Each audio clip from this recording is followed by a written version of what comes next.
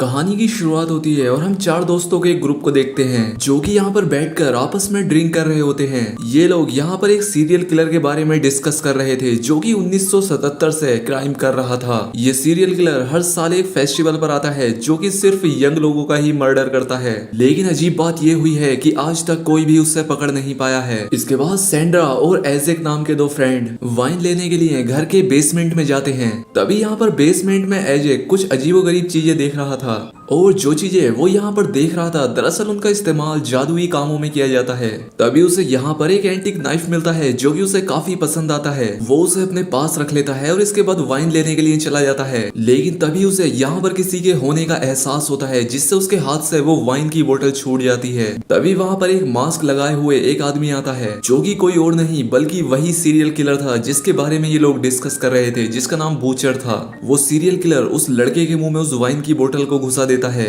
जिस वजह से उस लड़के की जान चली जाती है। इसके बाद वो सीरियल किलर सैंड्रा को भी पकड़ लेता है और उसके सर को जोर जोर से कमोड पर मारता है जिससे कि उसकी भी जान चली जाती है। इसके बाद हम बाकी के बचे फ्रेंड जिमी और एविन को देखते हैं जो कि घूमते हुए एक टेनिस ग्राउंड में पहुंच जाते हैं। लेकिन तभी यहाँ पर वो सीरियल किलर भी पहुंच जाता है और उस लड़के के सर में बैडमिंटन बैट को आर पार कर देता है जिससे कि इस लड़के की भी जान चली जाती है।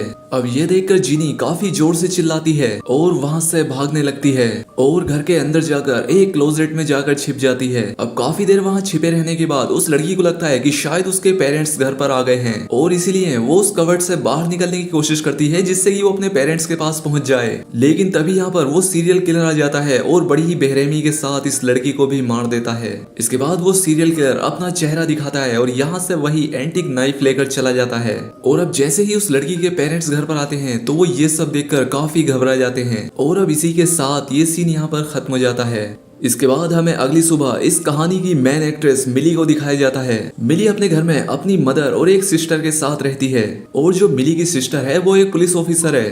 खैर अब मिली स्कूल में आकर अपनी फ्रेंड से मिलती है लेकिन वहां पर कुछ स्टूडेंट्स होते हैं जो कि मिली को काफी परेशान करते हैं। लेकिन वहीं स्कूल में एक लड़का होता है जिसका नाम होता है ब्रूकर और ये लड़का मिली को बहुत ही ज्यादा पसंद करता है। तभी स्कूल के सभी स्टूडेंट्स के फोन पर उनके फ्रेंड्स की मर्डर की न्यूज आती है। अब क्योंकि आज मिली के स्कूल में कुछ गेम्स होने वाले थे इसीलिए उसे यहाँ पर देर हो जाती है। लेकिन आज उसे पिक करने के लिए उसकी माँ आने वाली थी लेकिन उसकी माँ उसे पिक करने के लिए नहीं आ पाती क्योंकि उसकी माँ घर पर बेहोश पड़ी होती है। अब सब बच्चे स्कूल से घर चले जाते हैं और मिली स्कूल में अकेली रह जाती है और अब स्कूल की लाइट्स भी स्विच ऑफ कर दी जाती है। और तभी मिली के सामने एक मास्क पहना हुआ आदमी आकर खड़ा हो जाता है जो कि और कोई नहीं था बल्कि वही सीरियल किलर होता है और उसके हाथ में वही एंटीक नाइफ होता है। मिली उसे देखकर डर के मारे भागने लगती है क्योंकि वो समझ जाती है कि ये वही सीरियल किलर है जो इसे मारने आ रहा है। अब थोड़ी ही देर के बाद वो सीरियल किलर मिली को पकड़ लेता है और उसी मैजिकल नाइफ से उस पर हमला कर देता है। अब मिली के खंजर लगने की वजह से उसके साथ साथ वो सीरियल किलर भी जख्मी हो जाता है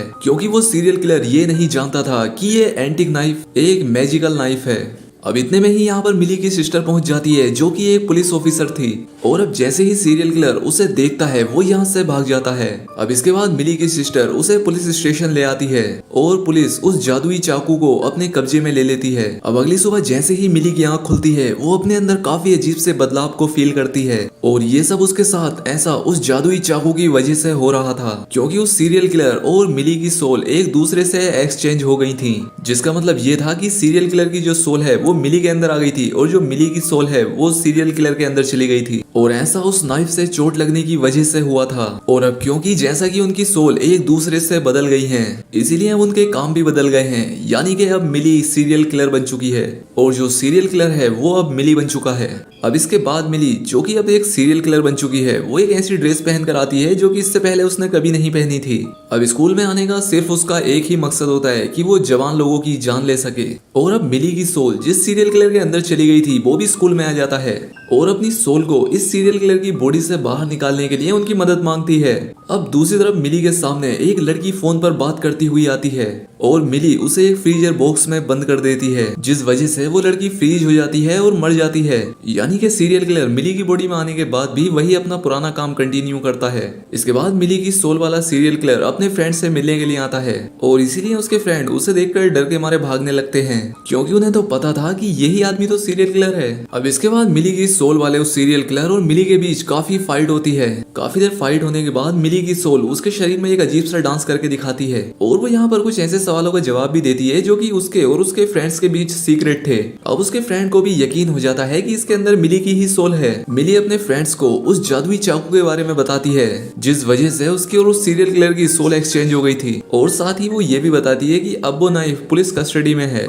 तभी उसका एक फ्रेंड उस नाइफ के बारे में इंटरनेट पर सर्च करने लगता है, जहाँ पर उन्हें पता लगता है कि ये नाइफ एक एंजल नाइफ है और ये किसी सेक्रीफाइस के लिए यूज में लाया जाता है। अगर सेक्रीफाइस ना हो यानी कि उन दोनों में से कोई भी ना मरे तो उन दोनों की बॉडीज एक दूसरे से एक्सचेंज हो जाती हैं, और अगर 24 घंटे के अंदर उन दोनों में से किसी एक ने सेक्रीफाइस नहीं किया तो हमेशा के लिए उन दोनों की सोल एक दूसरे से एक्सचेंज ही रहेगी। जिसका मतलब ये था कि मिली को अब उस सीरियल किलर को उसी चाकू से मारना होगा, वो भी सिर्फ 24 घंटों के अंदर। खैर मिली जब वॉशरूम में होती है तब यहाँ पर वही लड़का आता है जो कि मिली को बहुत ज्यादा परेशान करता है, और उसने वॉशरूम के अंदर मिली के बारे में बहुत ही गंदी गंदी बातें लिख रखी थी। मिली वॉशरूम से बाहर आकर उस लड़के को उसके कॉलर से पकड़ के उसे काफी ऊंचा उठा देती है और साथ ही उसे धमकाती है कि अगर तुमने ये सब करना बंद नहीं किया तो मैं तुम्हारी हालत बहुत बुरी कर दूंगी। अब वो लड़का भी उसे सीरियल किलर समझ कर डर जाता है। इसके बाद हमें अगले सीन में दिखाया जाता है मिली को, जो कि अब एक सीरियल किलर है। वो अपने एक टीचर के पास जाती है, वो उसे एक टेबल पर लेटा देती है और उसे बहुत ही जोर से ढकेलती है और एक कटर से उस टीचर की बॉडी को 2 पार्ट्स में डिवाइड कर देती है। वो सीरियल किलर मिली की बॉडी में आकर काफी इंजॉय कर रहा था। अब क्योंकि वो लोगों को मारता जा रहा था और लोग उस पर अभी शक नहीं कर पा रहे थे, लेकिन तभी मिली के सामने मिली की सोल वाला वो सीरियल किलर और उसके दोस्त आ जाते हैं, जिसे देखकर मिली यानी कि वो सीरियल किलर बहुत ही जोर से चिल्लाने लगती है और इसीलिए वहां पर पुलिस पहुंच जाती है। अब मिली के सोल वाले सीरियल किलर के पीछे पुलिस पड़ जाती है, लेकिन मिली के दोस्त उसे वहां से बचाकर ले जाते हैं। अब दूसरी तरफ मिली को ब्रोकर नाम का जो लड़का पसंद किया करता था, उसे वही सीरियल किलर एक जगह पर बुलाती है, और जैसे ही वो उसे मारने वाला होता है कि वहां पर मिली की सोल वाला सीरियल किलर पहुंच जाता है और वो सीरियल किलर और मिली के सर पर कुछ भारी चीज मारकर उन्हें बेहोश कर देता है। इसके बाद ये लोग मिली के एक फ्रेंड के घर पर आ जाते हैं और मिली को एक चेयर से बांध देते हैं, और तभी यहाँ पर ब्रोकर को भी होश आ जाता है और वो सीरियल किलर को देखकर बहुत ही जोर से चिल्लाने लगता है। तो यहाँ पर मिली उसे बताती है कि हम दोनों की सोल एक दूसरे से एक्सचेंज हो गई है, तो तुम चिंता मत करो, मैं तुम्हें कोई भी नुकसान नहीं होने दूंगी। लेकिन ब्रोकर अभी भी उसकी बात का विश्वास नहीं करता, और अब इसीलिए मिली उसे एक पोएम सुनाती है जिसके बारे में सिर्फ ब्रोकर और मिली को ही पता था, क्योंकि ये पोएम मिली ने उसी के लिए लिखी थी।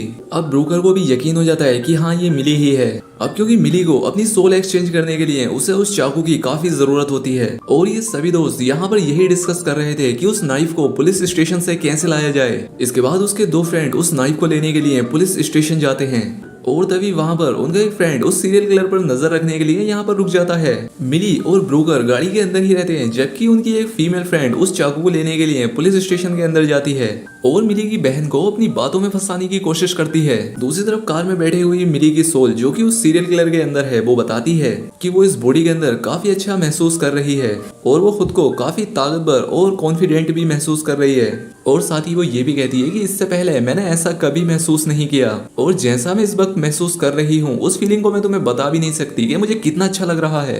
दूसरी तरफ जो ब्रैड के घर पर सीरियल किलर बंधी हुई थी वो खुद को आजाद कर लेती है। दूसरी तरफ कार में ब्रोकर भी अपने दिल की बात मिली को बता देता है कि वो भी उसे काफी समय से बहुत ज्यादा पसंद करता है। अब दूसरी तरफ हम देखते हैं कि मिली की पुलिस ऑफिसर बहन उसकी फीमेल फ्रेंड को उस चाकू को चुराते हुए देख लेती है और उसे गन पॉइंट पर लेकर उस चाकू को साइड में रखने के लिए बोलती है। तभी मिली की सिस्टर उसकी फीमेल फ्रेंड से कुछ बात कर ही रही होती है कि तभी वहां पर वो सीरियल किलर मिली के रूप में स्टेशन में पहुंचती है और वो बिल्कुल मिली की तरह ही रिएक्ट करता है और मिली की बहन को अपनी बातों में फंसाकर वो चाकू लेकर यहाँ से भाग जाता है। अब वहीं दूसरी तरफ मिली भी उस पुलिस स्टेशन में पहुंचती है, लेकिन उसकी बहन उसे सीरियल किलर समझ के उसे अरेस्ट कर लेती है। लेकिन मिली अपनी सिस्टर को ही जेल में बंद करके उसे सॉरी बोलकर यहाँ से भाग जाती है। खैर अब इसके बाद वो सीरियल किलर एक पार्टी में पहुंच जाता है और यहाँ अगर 3 लोगों को मार देता है। अब इसके बाद मिली और उसके फ्रेंड्स भी उस पार्टी में पहुंच जाते हैं। अब ब्रोकर मिली को बताता है कि उसके पास सिर्फ 13 मिनट बचे हैं। इसके बाद ब्रोकर अपनी घड़ी में 13 मिनट सेट करके उसे मिली को पहना देता है और अब ये सभी लोग उस सीरियल किलर को ढूंढने लगते हैं, क्योंकि लोगों को 12 बजने से पहले ही उस सीरियल किलर को मारना होगा। और तभी यहाँ पर वो सीरियल किलर एक और आदमी को मार देता है। अब इतने में ही उसके सामने मिली की सोल वाला सीरियल किलर पहुंच जाता है और अब मिली और वो सीरियल किलर एक दूसरे के आमने सामने थे और अब इन दोनों के बीच में काफी फाइट होती है। अब जैसा कि हम जानते हैं कि मिली की सोल उस सीरियल किलर की बॉडी में है, इसीलिए मिली अपनी बॉडी वाले सीरियल किलर को आसानी से हरा देती है, क्योंकि जो मेल सीरियल किलर था वो काफी स्ट्रॉन्ग होता है। अब अपने आप को हारता देखकर वो सीरियल किलर उस नाइफ को लेकर यहाँ से भागने लगता है, लेकिन तभी सामने से मिली के फ्रेंड्स आकर उस सीरियल किलर को पकड़ लेते हैं और उस चाकू को मिली को दे देते हैं, जिससे कि वो सीरियल किलर को मार सके और अपनी सोल को एक्सचेंज करा सके। लेकिन अब जैसे ही मिली उसे मारने वाली होती है कि उसकी घड़ी का अलार्म बज जाता है, यानी कि अब 12 बज चुके होते हैं और अब टाइम निकल चुका था। उसे मारने का अब कोई फायदा नहीं होगा। लेकिन तभी मिली को एक बात याद आती है कि उसका फ्रेंड ब्रूकर हमेशा ही घड़ी को 5 मिनट पहले सेट करता है ताकि वो किसी के काम के लिए लेट ना हो जाए। यानी कि अब मिली के पास उस सीरियल किलर को मारने के लिए 5 मिनट होते हैं। इसके बाद मिली उस सीरियल किलर को चाकू से मारने लगती है और अब ऐसा करते ही उनकी बॉडी और उनकी सोल एक दूसरे से एक्सचेंज होने लगती है और तभी वहाँ पर पुलिस आ जाती है और वो सीरियल किलर पर फायरिंग कर देती है और इस वजह से वो सीरियल किलर मारा जाता है। और अब मिली वापस अपनी बॉडी में आकर काफी खुश होती है, लेकिन अभी भी हम देखते हैं कि वो किलर मरा नहीं होता है। अब इसके बाद जब मिली अपने घर पर होती है तो पीछे से आकर सीरियल किलर उसे मारने वाला होता है, लेकिन तभी मिली अपनी मॉम और अपनी सिस्टर की मदद से उस सीरियल किलर को मारती है और एक लकड़ी के टुकड़े को उसके पेट से आर पार कर देती है। यानी कि फाइनली वो सीरियल किलर मर चुका है और इसी के साथ ये मूवी यहाँ पर खत्म हो जाती है। दोस्तों उम्मीद करता हूँ कि आपको एक्सप्लेनेशन पसंद आई होगी। अगर वीडियो अच्छी लगी हो तो वीडियो को लाइक और चैनल को सब्सक्राइब जरूर करें।